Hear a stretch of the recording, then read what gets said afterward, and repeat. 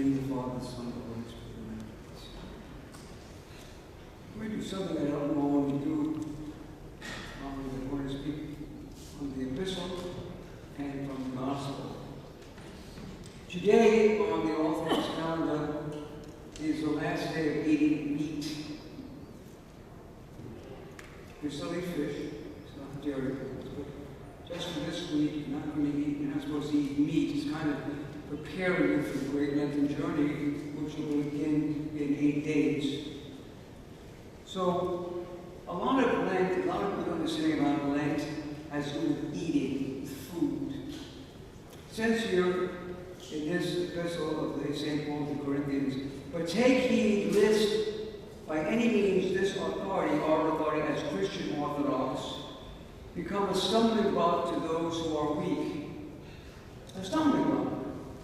What does that mean? That means that, and this is especially for parents,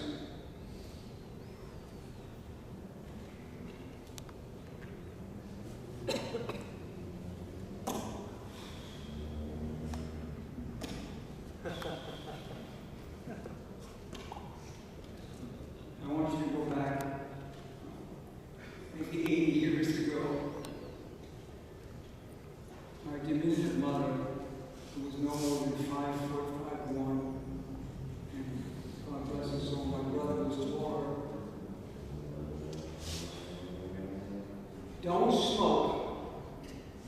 It's going to stunt your growth.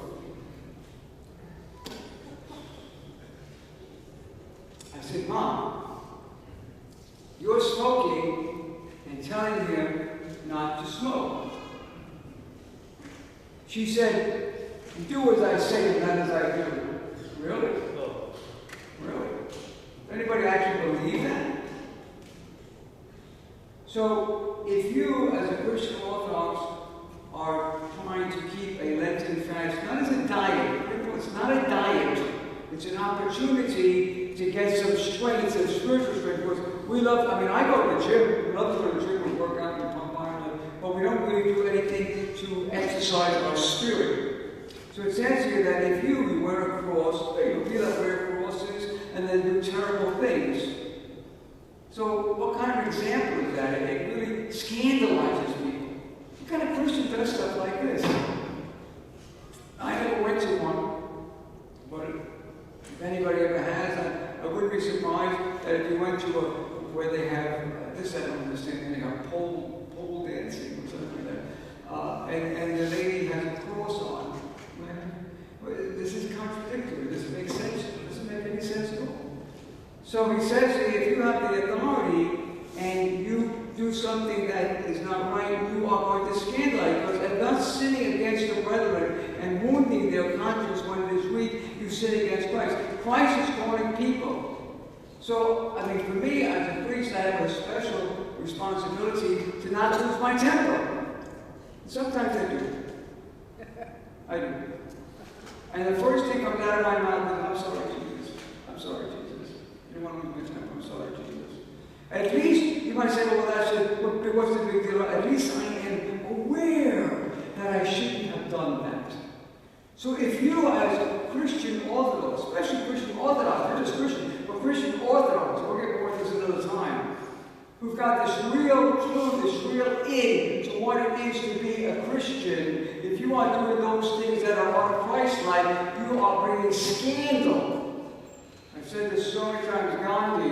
What about Jesus? Give us Jesus. Keep the Christians. The Christians do terrible things. Don't call yourself a Christian. I was many years ago reading a book called From Beirut to Jerusalem. And I met a fellow, he was Lebanese, a young man, not that young, but he was young. And I said to him, is this true? Did the Christians, did the group of Christians do these things in Lebanon? He said, yes, they did. I said, do me a favor, stop calling yourselves Christians. Do me a favor. Do yourself a favor. Don't call yourself a Christian if you're going to be like this. Because you'll scandalize other people. And that's why a lot of people say, oh yeah, especially younger people. I don't remember a Christian. Come on, let me ask you a question. I know this is true. And your friends that are not here today, okay? Have you told anybody that you go to church regularly? Yes. Was their response positive, negative, or questioning? Positive. Positive. Anybody here where it was negative? Come on. Right? Come on. Just seem a little more taboo. Yeah, like, go to church? What are you, crazy? What are you going to church for, man? You were up all night. If you were up all night Saturday night playing around, pretending, whatever, it's kind of hard to get up on Sundays. That's why weddings are supposed to take place on Sunday in the church and not on a Saturday, because if you're on Saturday, you know that they stay up all night long. Okay, nobody can get up the next day to go to church. But the point is that a lot of people think, why are you going to church? Why would you go to church? What do you get out of church? Because they don't get anything out of church. And that brings us to this line in the gospel. I want you to listen carefully, because nobody ever talks about, everybody talks about this gospel. I myself talk about this gospel, you know, the sheep on the right that goes to the left, and if you did this, you didn't do that, so on and so forth. But the beginning of it, he says, before him, like the Lord said, when the Son of Man comes in his glory, and all the angels with him, and he will sit on his glorious throne. Here it comes. Before him will be gathered all the nations.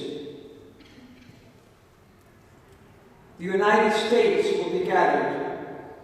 Russia will be gathered. China will be gathered. Afghanistan will be gathered, on and on. France, Germany, England, all the countries will be gathered. I'm not even getting to the people, just the countries. Now, all due respect, please don't take me wrong, but I gotta tell you something, when Germany comes up, there'll be a lot to answer to that one. I mean, hopefully God is forgiving. But let me give you something closer to America. We have a church, Antilopian Church, in Jackson, Mississippi. Y'all know anybody where Jackson, Mississippi is? I've seen about 3 movies about terrible things that were done in Jackson, Mississippi against black people.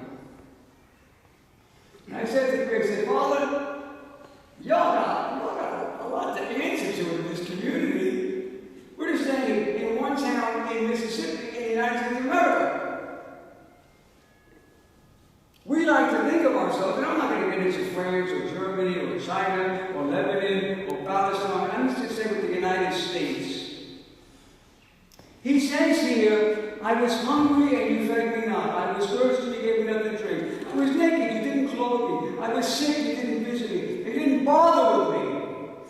That tells me, and it should tell you, that not only us individually, but our country should be a country that reaches out to the less fortunate. That's what the Bible is saying. Why do we do that anymore? Why have we gotten away from that? Because we want to make more money.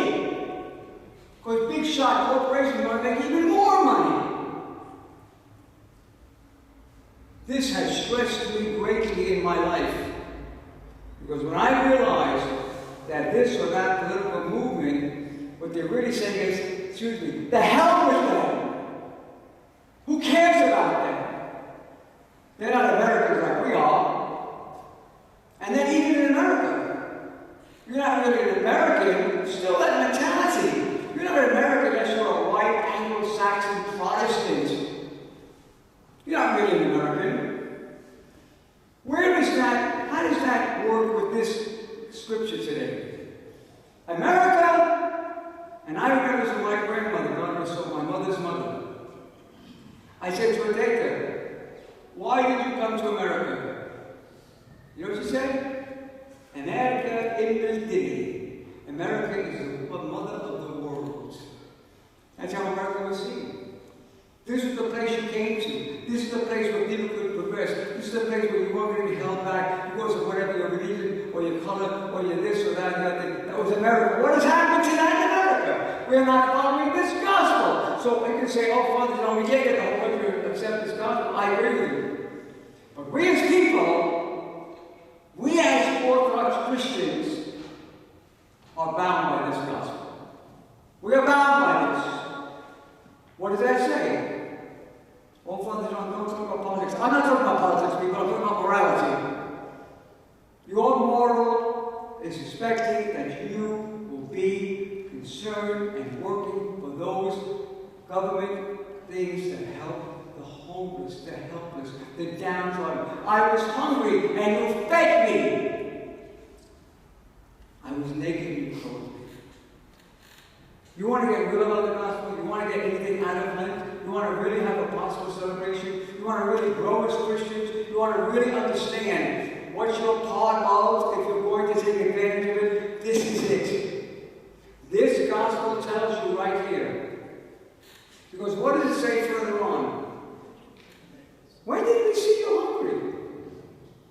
When did we see you thirsty? I don't remember seeing you naked. When did that happen? Because you were looking the wrong way.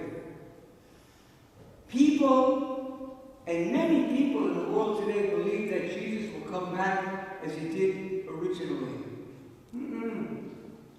He'll come with majesty and power, but when he came literally humbly, who recognized him? Who paid attention to him? You need to sweat the details. You need to really ask yourself, is what I am supporting, is what I am part of, is what I am avoiding helping, is this what Jesus wants me to do? Not according to this. This says, you didn't feed me. You need to be looking deeper. Stop justifying your lack of compassion or helping other people by they're just working this scamming the system. So what? Years ago, I don't even know if my son Johnny was here or not, but somebody, kind of a homeless person came up to him back 47 years ago. He said, I need to get any money for food. So I gave him $2. $2 you could buy something in those days. Because you might think, well, this guy's really cheap, but $2 more than one did. And so they said, Father, he's only going to take that money to go drink. I said, maybe he needs a drink. Maybe he needs a drink. How many of your parents or grandparents have given your grandchild or your child a very nice gift for Christmas? A nice toy. And they destroyed it in 10 minutes. You had that happen? Oh, yeah. Oh, yeah. Oh, yeah. He doesn't remember it, but his mother does. He was a little boy. And we were at some people's houses after Christmas, and they had all the wrapping paper. And he and a couple of the neighbors enjoyed tearing and ripping up the paper. I said to his mother, we're stupid.